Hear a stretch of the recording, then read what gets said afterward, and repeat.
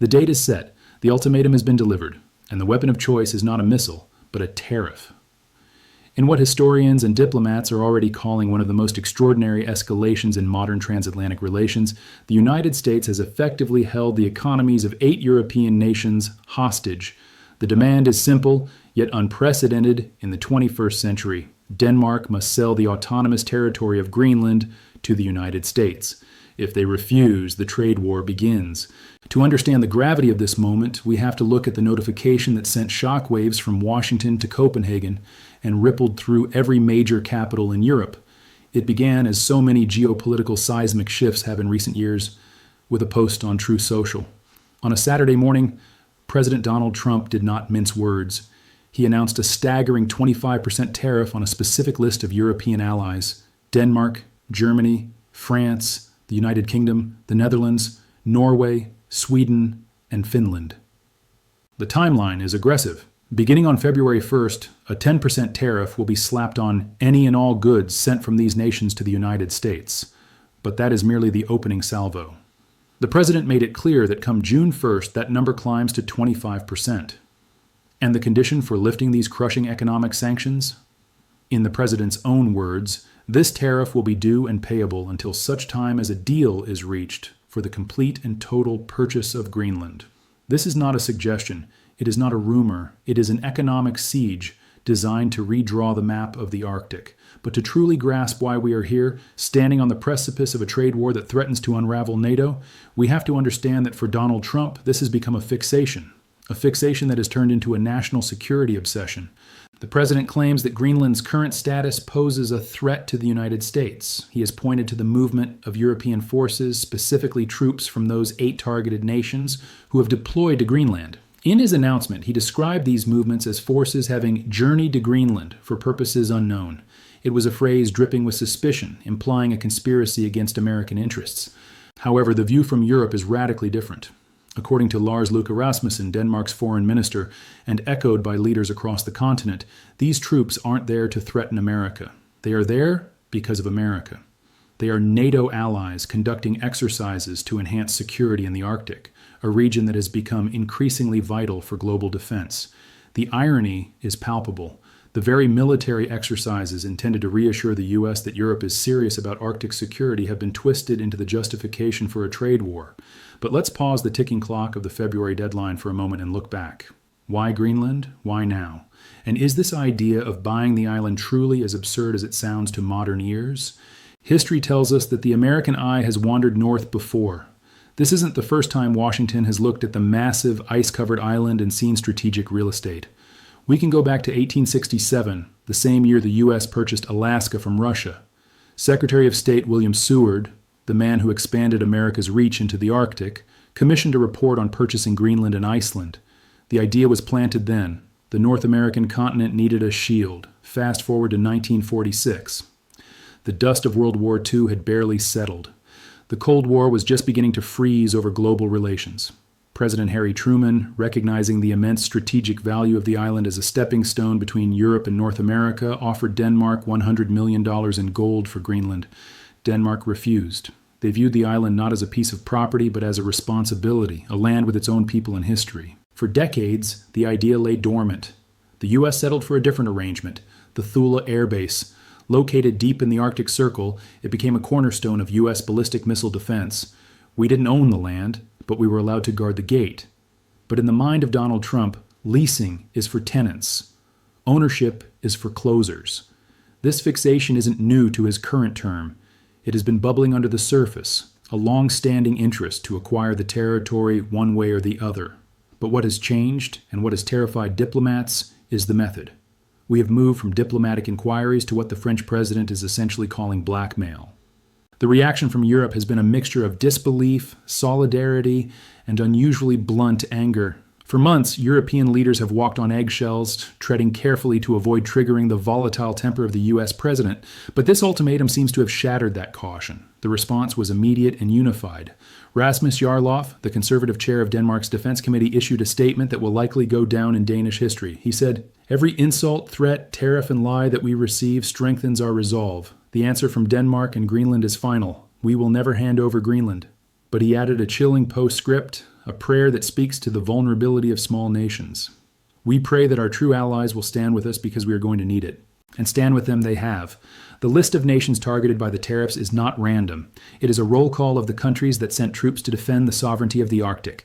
The UK, France, Germany, the Nordic states, they have all been dragged into the crosshairs. Keir Starmer, the UK Prime Minister, found himself in a particularly difficult position. Only last summer, Trump had declared he liked the UK, offering them protection against future tariffs. A trade pact was signed. It was supposed to be a new era of special friendship. Yet here we are, barely 8 months later, and the UK is facing the same 25% penalty as everyone else. Starmer's response was firm. Applying tariffs on allies for pursuing the collective security of NATO allies is completely wrong. But perhaps the most stinging rebuke came from Emmanuel Macron. The French president didn't just reject the tariffs, he drew a parallel that is sure to infuriate the White House. He implicitly compared Trump's behavior to that of Vladimir Putin. Macron stated, "No intimidation or threat will influence us, neither in Ukraine nor in Greenland." By linking the U.S. president's bid for Greenland to the Russian invasion of Ukraine, Macron highlighted the fundamental principle at stake. In the modern world, you cannot simply seize territory because you are bigger and stronger. The German response, however, introduced a wild card into this high-stakes poker game. While the German Chancellor's office remained reserved, calling for coordination, the political machinery of Germany began to turn. Jürgen Hart, a spokesperson for the Chancellor's party, floated a counter-threat that hits the U.S. where it hurts culturally and economically: the World Cup. With the U.S. set to host the World Cup this coming summer, Germany suggested a boycott as a last resort. This isn't just a political bluff. Polling from the German tabloid Bild shows that the German people are ready to walk away from the pitch. 47% of Germans favor a boycott if the U.S. moves to annex Greenland. Imagine the scene. The world's biggest sporting event, hosted in American stadiums, empty of the European powerhouses, all because of a dispute over an Arctic island. This is the chaotic landscape we now find ourselves in, a dangerous downward spiral, as warned by Ursula von der Leyen, the EU Commission president. She emphasized that the troops in Greenland pose no threat to anyone, but facts on the ground seem to matter less than the narrative in the White House. The economic implications are terrifying for markets that crave stability. We are talking about the disruption of transatlantic trade on a massive scale. The Yale Budget Lab reports that Americans are already facing an effective tariff rate of nearly 16.8%, the highest level since 1935. If these new tariffs hit in February and escalate in June, we are looking at costs that will be passed down to consumers, supply chains that will fracture, and a global market that could tumble. We saw a preview of this volatility when Trump's administration previously unveiled a wave of tariffs last spring. Global markets fell sharply, forcing a reversal. But this time, the president seems dug in. He has stressed that the U.S. is immediately open to negotiation, but the only negotiation on the table involves the sale of a country. And that brings us to the most important voice in this entire saga, the voice that often gets drowned out by the shouting matches of superpowers, the people of Greenland.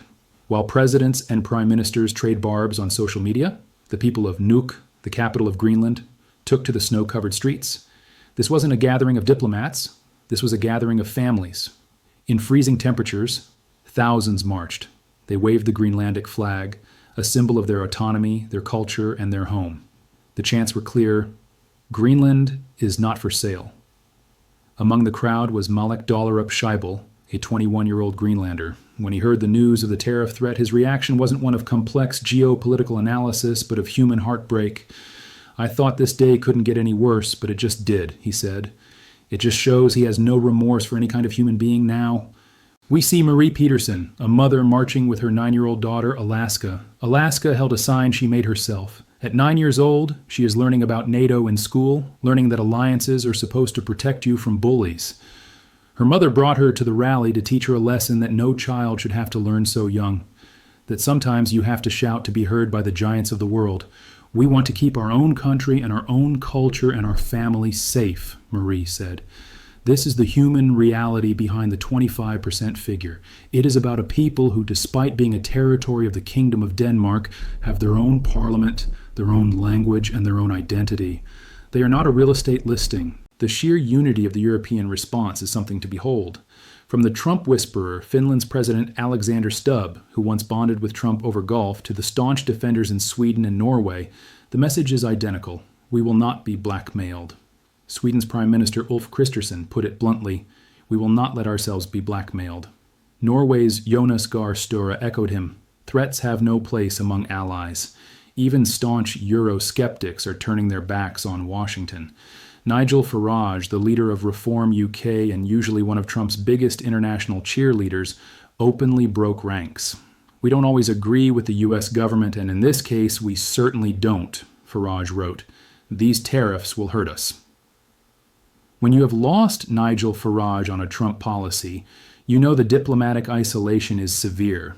Domestically in the United States, the move has baffled observers and politicians alike. Tom Tillis, a Republican senator, called the threat bad for America and great for Putin.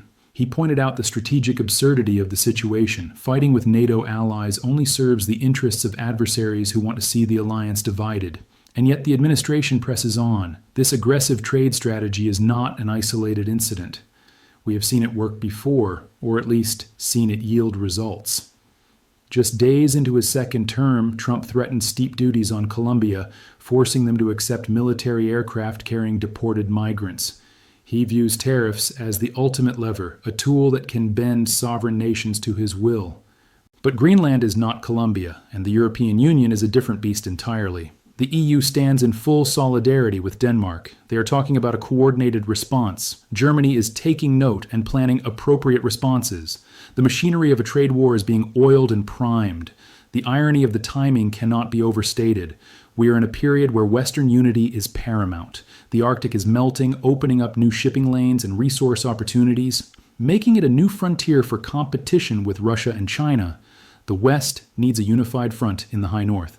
Instead, the United States is threatening to tax its closest partners into submission over a land purchase that the residents of that land vehemently oppose. As we look toward February 1st, the world holds its breath. Will the 10% tariff go into effect? Will prices rise in London, Berlin, and Paris? Will American consumers pay more for European goods? And what happens on June 1st? A 25% tariff is not just a penalty, it is a wall. It is a barrier that could sever economic ties nurtured over decades. The legal battle is also looming. Much of Trump's wider trade strategy is currently sitting in the hands of the U.S. Supreme Court, which is deciding on the legality of his previous tariff impositions. A decision there could throw a wrench into the gears, or it could give the president the green light to proceed with full force. But beyond the courts and the markets, this is a battle of wills. It is a clash between two varying views of the world. One view sees the world as a marketplace where anything, land, people, sovereignty, can be bought if the pressure is high enough and the deal is sweetened. The other view sees sovereignty as non-negotiable, a line that cannot be crossed regardless of the economic pain inflicted. The Danish Prime Minister Mette Frederiksen has stated that Greenland's defense is a common concern for NATO. The deployment of troops was meant to signal strength. Instead, it has triggered a crisis of confidence. As we watch the footage of the protests in Nuuk, as we see the flags waving against the stark white backdrop of the Arctic, we are reminded that history is not just made in the Oval Office. It is made on the ground. It is made by the refusal to sell. The ultimatum has been set. The clock is ticking down to February. The alliance is fracturing, and in the middle of it all lies the world's largest island, silent and icy, but currently the hottest point of contention on the planet. This is not just a story about tariffs. It is a story about the price of sovereignty. Can a country be bought? The United States president says yes if the pressure is high enough. Europe and the people of Greenland are shouting a defiant no. What happens next will determine not just the future of Greenland, but the future of the Western Alliance. As the threats of boycotts, trade wars, and diplomatic freezes fly back and forth, one thing is certain. The relationship between the United States and Europe has entered dangerous, uncharted waters, and there is no map for where we are going. We are left watching the calendar. February 1st, June 1st. Dates that could mark the end of an era of cooperation and the beginning of a cold, expensive isolation. The world is watching, and Greenland is waiting. Let's delve deeper into the mechanics of this proposed deal. The president's announcement wasn't a hastily scribbled note. It was a structured escalation. A 10% tariff is painful. It eats into profit margins. It causes inflation. It annoys consumers. But a 25% tariff, that is destructive. That is designed to kill industries.